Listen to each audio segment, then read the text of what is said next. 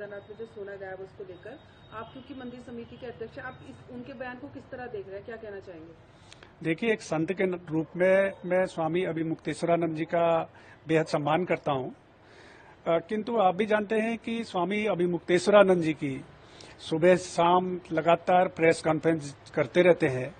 और इतनी press conference तो शायद राजनेता भी नहीं करते होंगे जितने स्वामी अभिमुक्तेश्वरानंद जी करते हैं। और विवादों को खड़ा करना, सनसनी फैलाना और चर्चाओं में रहना स्वामी अभिमुक्तेश्वरानंद जी की फितरत में शामिल है।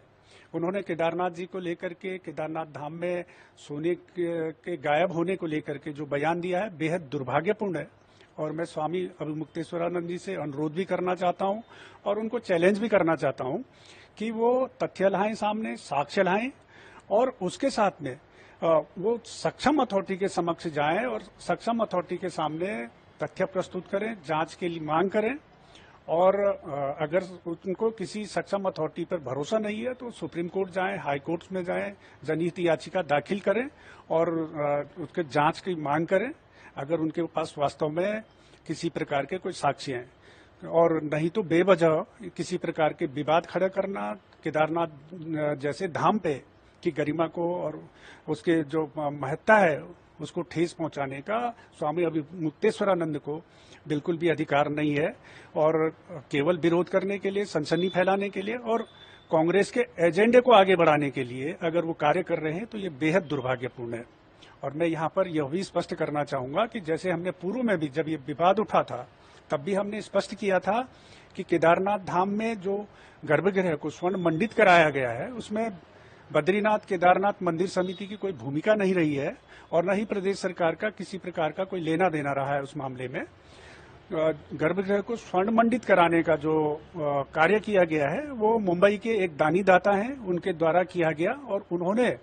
अपने ज्वेलर्स के माध्यम से ही कार्य संपादित कराया।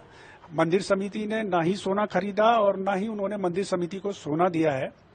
उन्होंने स्वयं के माध्यम से, स्वयं के कारीगरों के माध्यम, स्वयं के ज्वेलर्स के माध्यम से कार्य संपादित कराया। और उनके बारे में, उन दानी दाता के बारे में यह भी कहना चाहूंगा, मैं बताना चाहूंगा आपके माध्यम से कि उन्होंने देश के तमाम मंदिरों में स्वर्ण के कार्य कराए हैं। उनमें काशी विश्वनाथ से लेकर, सोमनाथ से लेकर के, मुंबई के सिद्धि विनायक से लेकर के, अयोध्या में राम मंदिर में, और इससे पूर्व उन्होंने 2005 में बद्रीनाथ में भी ये कार्य कराया था। और वो एक बहुत बड़े दानी हैं। और इस प्रकार के घटनाक्रमों से, इस प्रकार के आरोपों से जो हमारे दानी दाता हैं, जो हिंदू धर्म को संवर्धन और संरक्षण के लिए कार्य करते हैं, जो धार्मिक संस्थाओं को इस प्रकार का दान देते हैं, उनकी भावनाओं को भी ठेस पहुंचती है। तो इसलिए मेरा स्वामी स्वरूप ये अभिमुक्तेश्वरानंद जी से अनुरोध है कि उनके पास किसी प्रकार के साक्ष्य हैं, केवल प्रेस के सामने बयानबाजी न करें, सक्षम अथॉरिटी के पास जाएं, जांच की मांग करें। और इस बारे में जो उन्होंने कहा कि 228 किलोग्राम सोना चोरी हुआ, मैं इस बारे में एक बात और भी आपके माध्यम से स्पष्ट करना चाहूंगा। और पूर्व में भी हम ये स्पष्ट कर चुके हैं कि जो केदारनाथ धाम के गर्भगृह में जो दानी दाता द्वारा जो स्वर्ण लगाया गया है उसके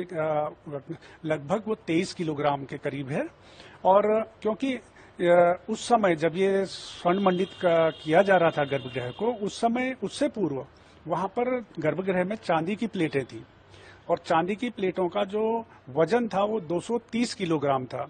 तो मीडिया के कुछ लोगों द्वारा ये अनुमान लगाया गया कि चांदी की प्लेटें 230 किलोग्राम की हैं, तो स्वाभाविक रूप से सोने की प्लेटों का वजन भी 230 किलोग्राम होगा। तो इस बात को प्रचारित हुई, लेकिन सोने की प्लेट और चांदी की प्लेट में काफी अंतर होता है। जो चांदी की प्लेट होती है वो पूरी तरीके से चांदी से ही निर्मित प्लेटें होती हैं, जबकि जो सोने की प्लेटें होती हैं, सोने की प्लेटें कॉपर की प्लेट पे उन पर वर्क चढ़ाया जाता है, सोने का लेयर चढ़ाई जाती है उन पर, और वो उस तरीके से सोने को मतलब शुद्ध रूप से केवल सोने की प्लेट नहीं होती है, वो कॉपर पे सपोर्टिंग वो रहता है और उस कॉपर की प्लेट की डिजाइन बनते हैं, उन डिजाइनों पर सोने की लेयर चढ़ाई जाती है। तो जो केदारनाथ धाम में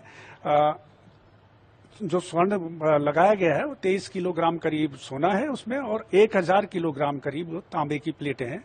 और ये तकनीकी पूरे देश में जितने भी मंदिरों में स्वर्ण को लेकर के जो भी कार्य हुए, चाहे वो तिरुपति बालाजी हो, चाहे गोल्डन टेम्पल हो, सभी जगह इसी तकनीक के आधार पर स्वर्ण मंडित कार्य कराए जाते हैं। तो इसलिए मेरा फिर एक बार मैं ये कहना चाहूंगा कि स्वामी अभिमुक्तेश्वरानंद जी को इस प्रकार के दुर्भाग्यपूर्ण